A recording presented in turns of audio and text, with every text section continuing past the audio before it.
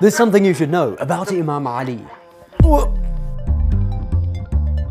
Now we know that the Holy Prophet Muhammad was the final messenger and prophet of God who completed the message of Islam. But would the Holy Prophet have left this world without directly appointing a successor? On the 18th of Dhul Hijjah, after completing his last pilgrimage, the Holy Prophet was leaving Mecca towards Medina, where he and a crowd of Muslims who had accepted Islam reached a place called Ghadir-Khumm. According to some sources, there were 120,000 companions, Arabs and residents who were present during this event. These people had accepted the Holy Prophet as the final messenger of God. They prayed, they fasted, they did all the things that had been commanded to them and were returning from the Hajj pilgrimage. And yet at this point, the following verse of the Holy Quran was revealed. O Apostle, deliver what has been sent down to you from your Lord, and if you don't do it, you have not delivered his message at all, and Allah will protect you from the people. And there are numerous Sunni and Shia sources which confirm that this verse was indeed revealed at Ghadir-Khumm. Now the question is, what is it that Allah revealed to the Holy Prophet at this point? What was this thing that was so important that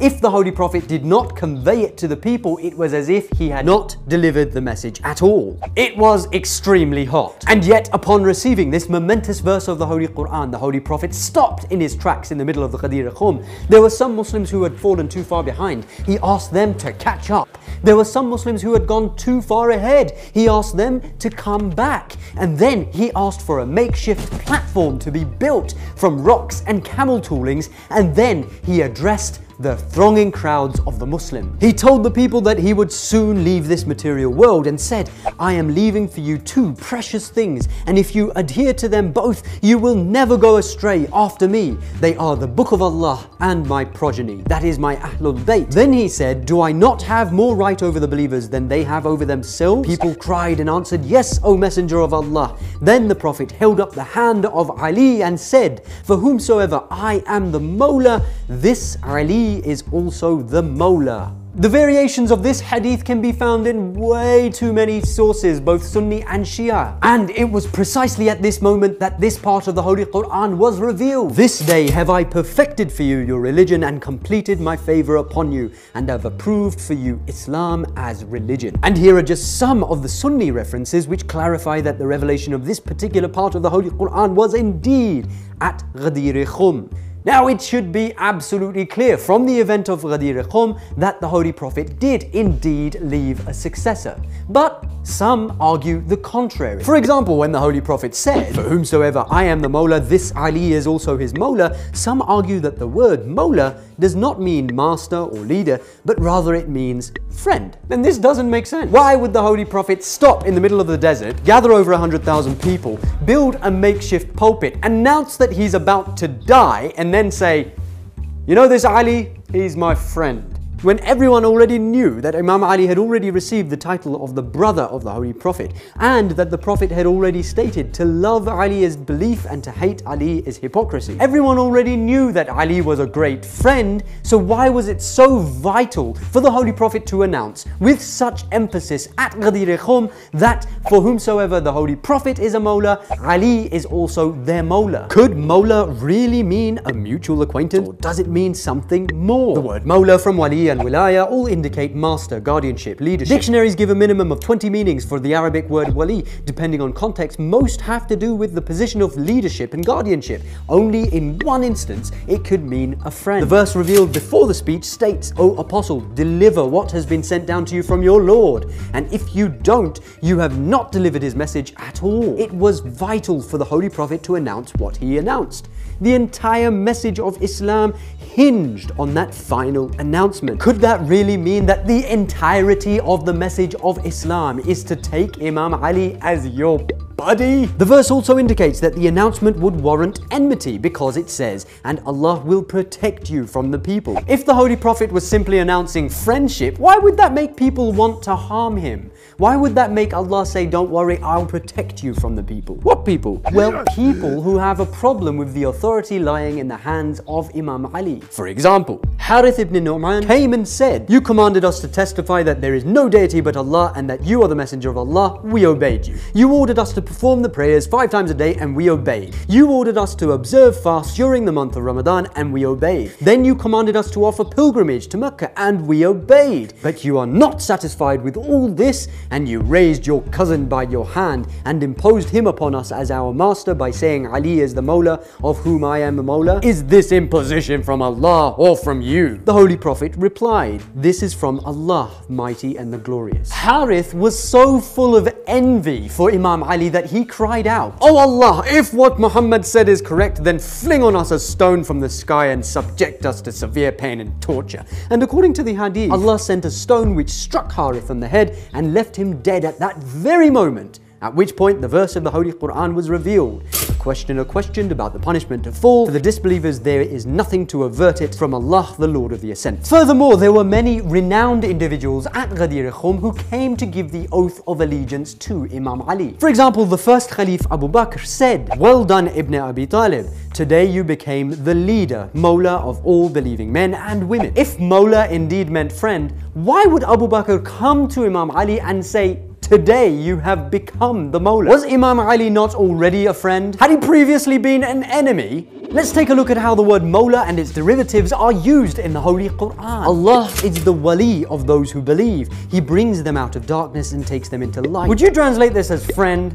And even if it is translated as friend, is it the kind of friend that you sit and have tea with? Or is it the kind of friend who is a leading, kind of guardian type of friend? The kind of friend that has authority over you? Another verse which should make it absolutely clear is, "Only Allah is your wali, and his messenger and those among the believers who establish prayer and give charity while they bow." If we take the word wali here to mean friend, then that would mean that only Allah and the Holy Prophet, etc. are your friends. Which doesn't make sense, because it's perfectly normal for believing Muslims to have plenty of friends and acquaintances, not just 1, 2, or 3. But if we take the word wali to mean authority, then it makes perfect sense, because only Allah has authority over the believers, then the Holy Prophet, then those who believe, who establish prayer and give charity while they bow. And in regards to this particular verse, Muslim scholars are unanimous that the third category, i.e. those who give charity while they bow, refers specifically to Imam Ali himself, who literally gave away his ring while in the state of ruku', bowing. Wilaya, or divine authority, is something which comes directly from Allah to the Holy Prophet down to Imam Ali, and it is this divine authority which ought to be obeyed. Nothing and no one comes before it or above it. The Holy Quran states the Prophet has a greater priority, authority, awla, over the believers than what they have over themselves. The Holy Quran states, "O you who believe, obey Allah and obey the Messenger and those with authority among you." Authority over the believers has always come directly from Allah through the prophets until it came to the final messenger.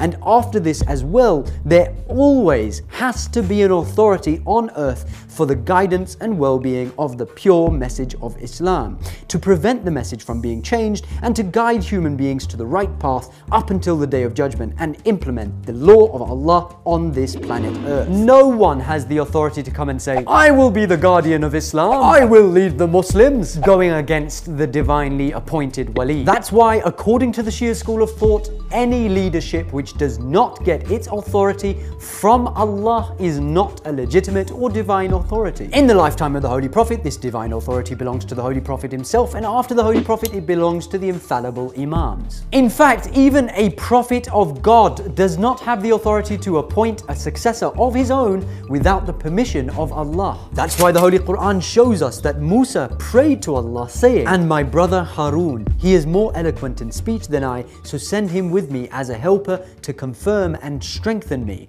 And Allah responds by saying, "We will strengthen your arm with your brother." Allah is the one who chooses prophets, and Allah is the one who chooses their successors. And the Holy Quran further emphasizes this point when Musa prays to Allah saying, "And give me a helper from my family, Harun my brother." Musa could only pray for something. In the end, Allah is the one who decides who has that divine authority. And Harun was from Musa's family. He was Musa's brother. Now it makes sense why the Holy Prophet said to Imam Ali, "You are to me like Harun is to Moses, except there will be no prophet after me." And this is repeated throughout the Ahadith books again and again and again. Just as the Holy Quran describes the successorship of Harun to Musa, Ali is the successor of the Holy Prophet, except Ali is not a prophet. There is no prophet after Muhammad. But the authority of Allah on earth is still there. Harun would represent Musa whenever Musa went away. The Holy Quran testifies that. And Musa had charged his brother Harun before he went up into the mountain.